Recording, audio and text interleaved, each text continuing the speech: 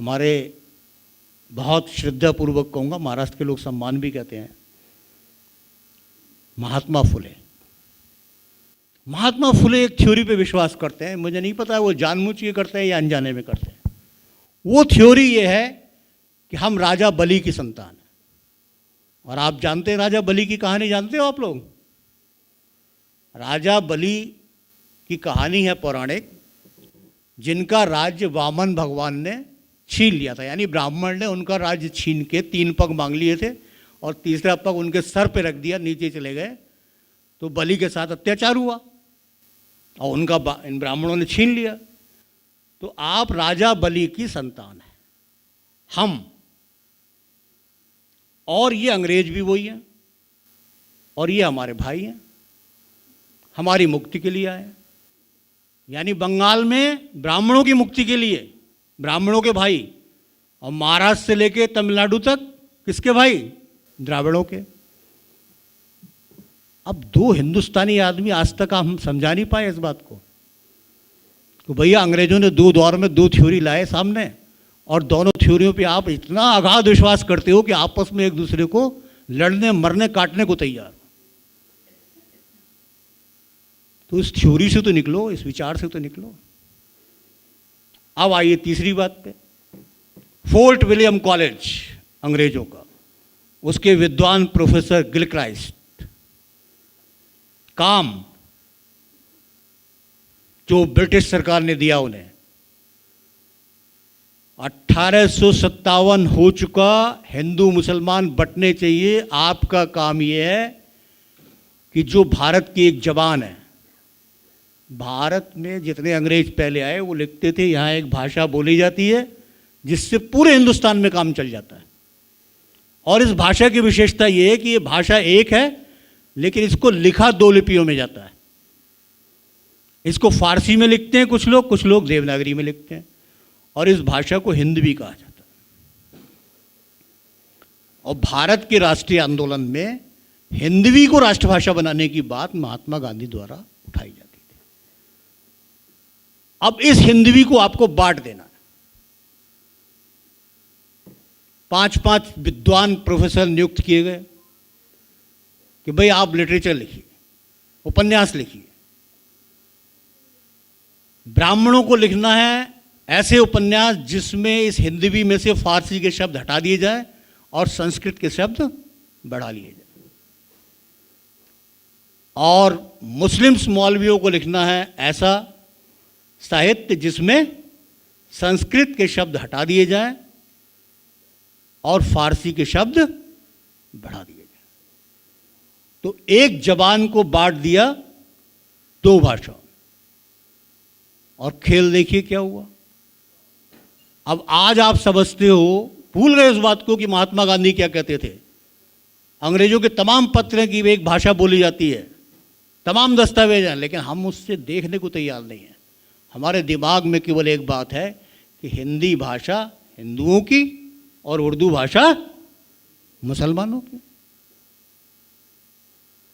भाषा बना दी। अब भाषा अलग बन जाती है तो खेल क्या होता है? जब भाषा अलग होती है तो अलगाव का एक खेल पहुंचता है अलग राष्ट्र बनाने तक। तो जो हमने पाकिस्तान बनाने की लड़ाई बाद में देखी, उसका जन्म फोर्ट विलियम कॉलेज में किया जा रहा था। हो गया हिंदुस्तान में, उन्होंने बैठाल दिया। अब आज तक आप जो है इस चीज में फंसे हुए हैं कि भैया हिंदू मुस्लिम, और इतिहास में फंसे हुए हिंदू काल और मुस्लिम काल। और दुनिया के इतिहास में पढ़ाया जाता है मंगोलों का काल, तुर्कों का काल, अरबों का काल। और दुनिया का इतिहास अगर आप पढ़ोगे, राहुल सांस्कृत्यायन बार बार कहते थे कि हिंदुस्तान को समझना चाहते हो तो मध्य एशिया का इतिहास पढ़ो। आप जानो कि मंगोलों ने पूरी दुनिया पर शासन करा, अंग्रेजों तक और रोम तक को पीट दिया उन्होंने, अरब तक को उखाड़ के फेंक दिया। तो एक कौम जब जगती है तो वो अपनी ताकत से कुछ कुछ अपना साम्राज्य बनाती है। तो ऐसे बहुत सी कौमों का इतिहास है, लेकिन हम उन्हें नहीं जानते। हम एक ही बात जानते हैं कि भारत में एक हिंदू काल हुआ था और एक मुस्लिम काल हो गया उसके बाद, और हम यहाँ से भी पकड़ लेते हैं कि तभी से हम गुलाम हो गए। तो समस्या है। अब आप आइए इसकी पॉलिटिक्स, यह है विचार का सवाल। अब मैं और इस मुद्दे को छूं इससे पहले हम अपने फ्रीडम मूवमेंट को समझ लें, क्योंकि कोई भी लड़ाई दीवार से नहीं होती है। हमारे देश में हजारों ग्रुप काम कर रहे हैं, लेकिन उनका सोच ये है कि किसी दीवार को जाके वो उखाड़ देंगे। किसी निर्जीव सत्ता से आपकी लड़ाई नहीं है, आपकी सक्रिय राज व्यवस्था से लड़ाई है। आपको उन सक्रिय लोगों से लड़ाई है जो दुनिया पे अपना शासन स्थापित करना चाहते हैं।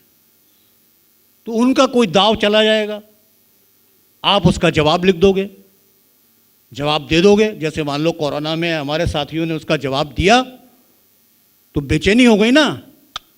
अरे छोटी सी बात हिंदुस्तान में होने से पूरी दुनिया में लहर बन गई, जो नीलेश जी कल सुना रहे थे। तो ये इसलिए हो गई कि उनके एक निश्चित एजेंडे को आपने चुनौती दे दी। तो लड़ाई कुछ सक्रिय लोगों से होती है, और भारत की आज़ादी की लड़ाई में ये दांवपेच क्या थे, इसको समझे बिना क्या आप आगे की लड़ाई लड़ सकते हो? ऐसा कौन सा तरीका है कि आप जो है बस जोश में चल पड़ोगे और उखाड़ दोगे सत्ता को? आपके पास विचार नहीं है, आपके पास पुरानी लड़ाई को समझने का वक्त नहीं है। तो आइए थोड़ा सा अपने फ्रीडम मूवमेंट पर नजर डालें। 1857 लक्ष्मीबाई यहां बनी हुई हैं, सब उस चेहरे को देख रहे हैं। बहुत से नाम आपको भी याद होंगे। आप अगर 1857 को पढ़ लोगे, केवल 1857 को पढ़ लोगे, तो आपको यह समझ में आ जाएगा कि 1857 से पहले का जो हिंदुस्तान था वो एक दूसरा हिंदुस्तान था। जो आपकी किताबों में नहीं समझाया जा रहा वैसा हिंदुस्तान था। आप बताइए, पूरे गांव के गांव लड़ाई के लिए तैयार हो गए। अगर हर गांव में दलित पे अत्याचार था उस समय, तो पूरा गांव कैसे लड़ने के लिए तैयार हो गया अंग्रेजों के खिलाफ? चुपचाप जो रोटियां भेजी गईं एक गांव से दूसरे गांव, पूरे उत्तर भारत में चली गई, और अंग्रेज समझ नहीं पाए कि ये रोटियां बन बन के एक गांव से दूसरे गांव तक क्यों जा रही हैं।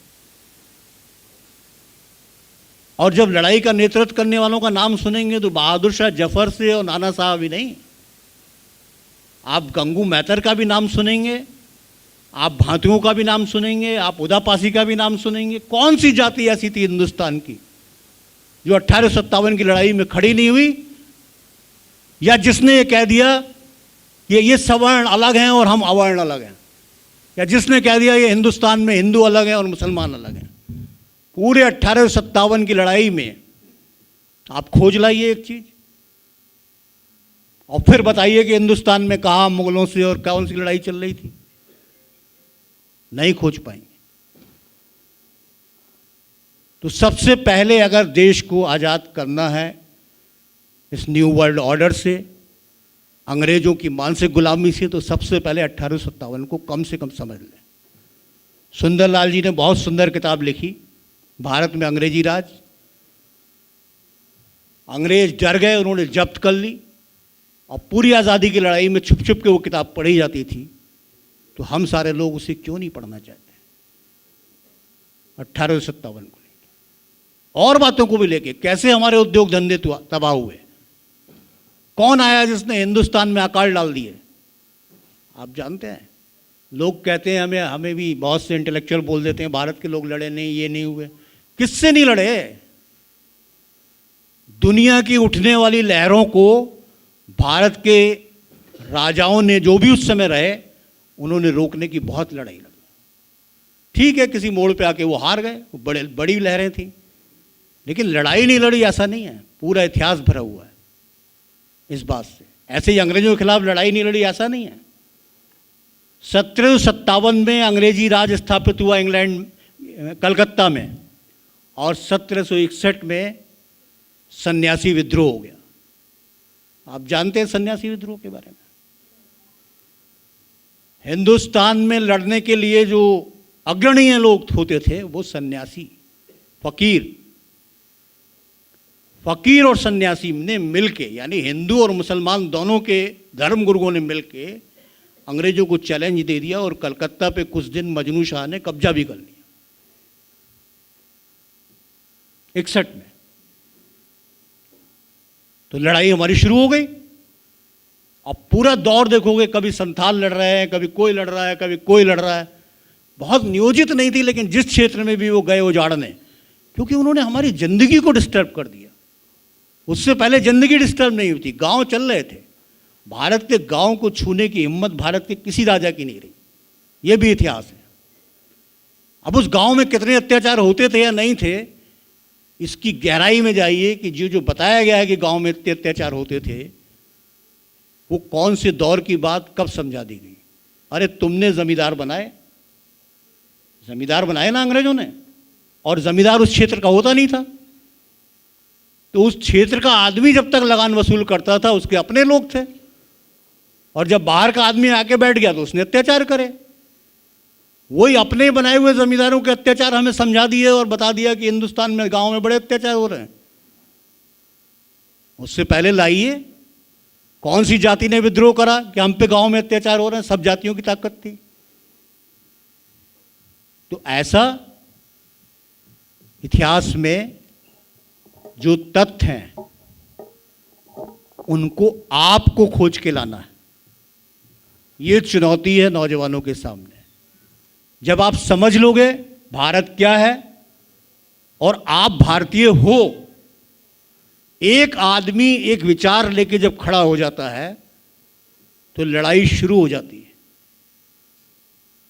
और अगर दृढ़ता से वो आगे बढ़ता है, उसका कारवां बनना शुरू हो जाता है, तो यहां नहीं, अमेरिका में बैठा हुआ, क्योंकि मॉनिटरिंग आजकल अमेरिका में होती है, वो हैरान हो जाते हैं, परेशान हो जाते हैं कि हमने तो इतना करोड़ों रुपया खर्च कर दिया, लेकिन इसके बावजूद ये एक आदमी हमारे चुंगल से मुक्त क्यों है। और बस यही लड़ाई है कि अगर हजारों लाखों लोग उनकी इस वैचारिक चेतना से मुक्त हो जाएं, तो वो हार जाएंगे, वो हार जाएंगे।